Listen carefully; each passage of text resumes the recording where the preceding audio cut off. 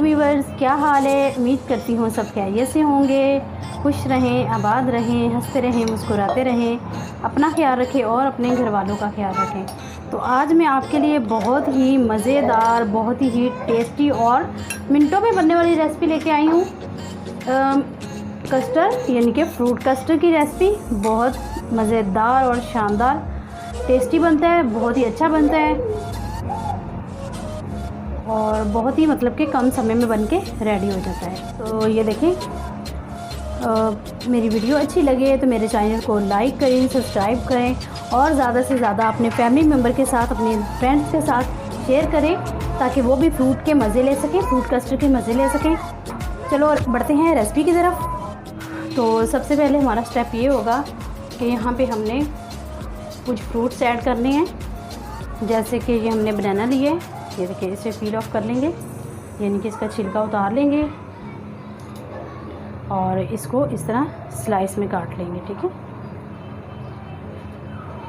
यहाँ पे आप अपनी मर्ज़ी का फ्रूट ऐड कर सकते हैं, आपको जो भी फ्रूट पसंद हो आप इसमें ऐड कर सकते हैं। तो ये हमने 2 बनाना लिए, इसको हम इस तरह से काट लेंगे।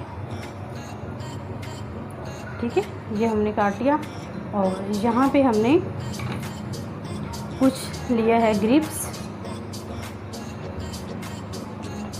ये देखिए, ये हमने फ्रूट्स लिए हैं, ये हमने थोड़े से ग्रेप्स लिए हैं और ये हमने लिया है पीच मतलब कि आड़ू लिए है और ये हमने एप्पल लिया है, ये हमने एक अदद मैंगो लिया है। ठीक है, तो अब ग्रेप्स क्योंकि हमारे छोटे साइज़ में हैं तो हम ऐसे ही ऐड कर देंगे। ये देखिए, छोटे साइज़ में तो हम ऐसे ही ऐड कर देंगे। अगर आपके बड़े साइज़ में तो आप उसके 2 पीसेस कर लें।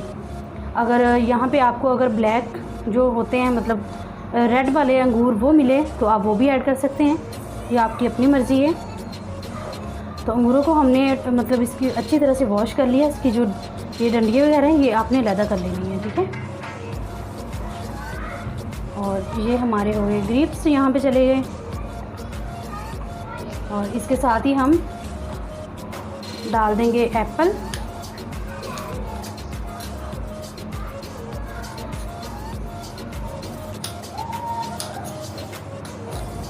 ये देखिए, इस तरह से काट के एप्पल को, ठीक है, ये देखिए इस तरह से, इस तरीके से काट लें आप।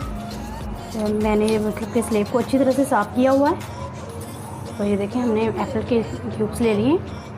ठीक है, ये ऐड कर देंगे एप्पल और इसके साथ ही हम ऐड करेंगे पीच मतलब कि आड़ू को भी इसी तरह से हम काट लेंगे पीसेस में।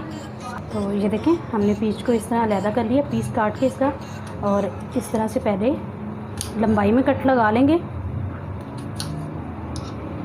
और इसी तरह फिर इसके छोटे छोटे पीसेस काट लेंगे। ठीक है, इस तरीके से, ये इस तरह से इसके हमने पीसेस काट लेने हैं। तो ये हमने, ये देखें, ये पीसेस ऐड कर देंगे अब।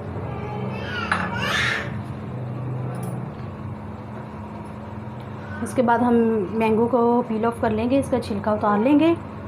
देखिए इस तरह से, ठीक है। तो यहाँ पे ये देखिए, हमने मैंगो को भी इस तरह पीसेस में काट लिया, ये देखिए इस तरह क्यूब्स में, और ये चला गया हमारा मैंगो, सभी फ्रूट्स में ऐड हो गया।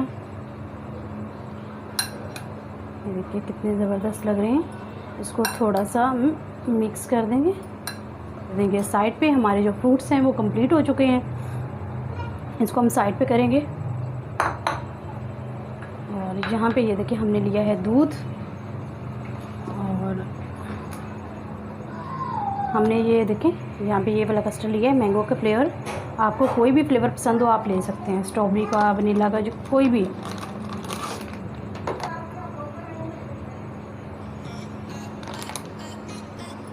ये चला गया हमारा एक, ये देखिए भर के हम चम्मच लेंगे मैंगो का। ये 2, मुझे मैंगो फ्लेवर ज़्यादा अच्छा लगता है तो इसलिए मैंने ये लिया है। 3 हो गए और ये हो गया 4। ठीक हो गया। अब इसको करेंगे हम अच्छी तरह से मिक्स। पहले इसको मिक्स कर लेंगे देखिए, ताकि जो इसकी गुठलियाँ सी बन जाती हैं वो ख़त्म हो जाए और अच्छी तरह से ये आपस में घुल मिल जाए। हमने ये देखें पतीली में 1 लीटर दूध रख लिया और चूल्हा हम जला देंगे।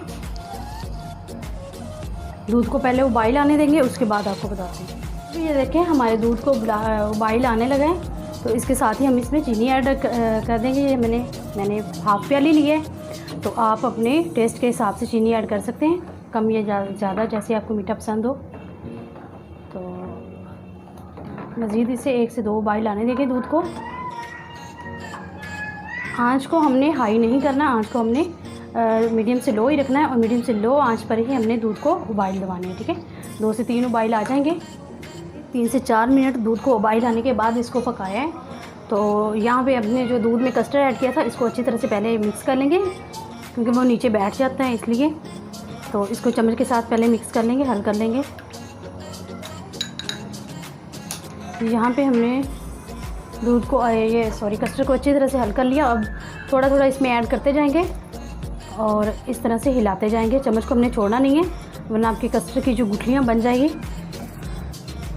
देखिए, इस तरह से चलाते रहना है चम्मच को साथ साथ और कस्टर्ड ऐड करते जाना है। ठीक है,